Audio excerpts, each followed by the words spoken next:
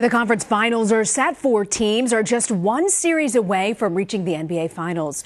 In the Western Conference, the Houston Rockets will take on the Golden State Warriors. Their series starts Monday. And in the Eastern Conference, we have a rematch from last year with the Boston Celtics facing the Cleveland Cavaliers. Their first game tips off Sunday. For more, we want to bring in Bill Reiter, host of Reiter's Block on CBS Sports HQ. Hey, Bill. So I want to ask you about the previous round of the playoffs. They were pretty lopsided. Do you expect that things will be more competitive this round? Marina, I want to say yes. I want to believe that there can be some drama. I'm not so sure of it. I think the Warriors could make pretty quick work of the Rockets if things don't go a lot differently than a lot of us expect. Maybe Brad Stevens and the Celtics can make it competitive against LeBron James and his Cavaliers team, but that certainly wasn't the case last year when they played each other at this point. Speaking of LeBron, speaking of phenomenal, he's looking to make his 8th straight trip to the finals. Can he continue to shoulder, though, this heavy workload against Boston? Yes, I'm done doubting. LeBron could be 50, and you could ask me that question. My answer will be, I believe it. He is a walking basketball miracle. It truly is unprecedented what he's doing.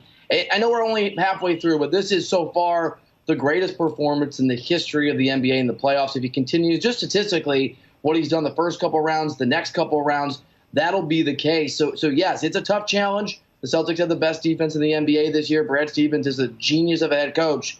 But LeBron James appears to know no limits to his excellence, regardless of age, minutes that he has to play, the challenge in front of him. Yeah, he's special. You know, you mentioned the defense and the Celtics. They've got their work cut out for them as well. How do you think they can contain LeBron at this point? I mean, they do. Brad Stevens is, I think, in a lot of ways, Rena, the LeBron James of coaching. He's just not far enough in his career that that's been widely accepted. But he can take a group of players that are not necessarily bedazzling in their excellence or their talent or their superstars and do pretty remarkable things. So he's going to have approaches defensively. They've got some athletes on that team. 4 of their guys are not stars. Were top 6, 7 picks in NBA drafts over the last few years. And he's just going to have to make sure that Celtics team continues to play. They're the best defense in the regular season. The kind of D that they played all year long, they're going to let LeBron get his 30, 40, 45 points a game, and you have to stop guys like J.R. Smith and Kevin Love and Kyle Korver from beating you. So I want to head out west for a second. There's a lot of excitement with the Warriors-Rockets series. What do you think the keys are really to this matchup? I mean, the keys for Houston, and I'm a doubter in this respect, but we'll see what they can do. They being James Harden, really, and Chris Paul, have to be able to match the excellence, the intensity, the scoring output of this big four we've seen in Golden State now for a few years with Kevin Durant added to the mix. They both score a lot of points, both these teams. They both play a lot of defense.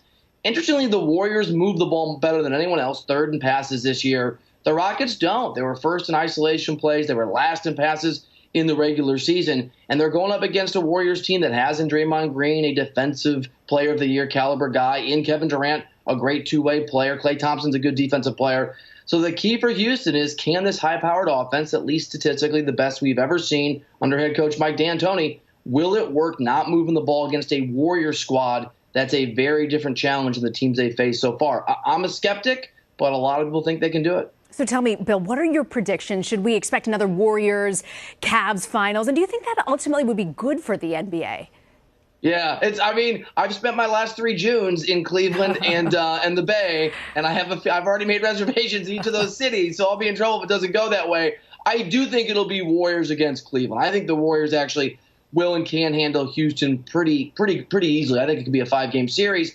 I think it's LeBron, and going back to your question earlier, I'm not going to doubt LeBron James, but it would not shock me if the Celtics were able to make a series of it and win it. I think that'll go 6 or 7. In the end, though, yes, I think it will be the same finals we've seen the last 3 years. And I think we're reaching a point where it's not great for the league. It'll be great for ratings. People will tune in. The ratings will be very good in June. But for the long-term health of the game, I'm sure the NBA hopes this is the end of that, because you want other stars and other teams and other fan bases to start to experience the magic of being in the finals. Good point. Bill Reiter, thank you so much for joining us, Bill. Bet.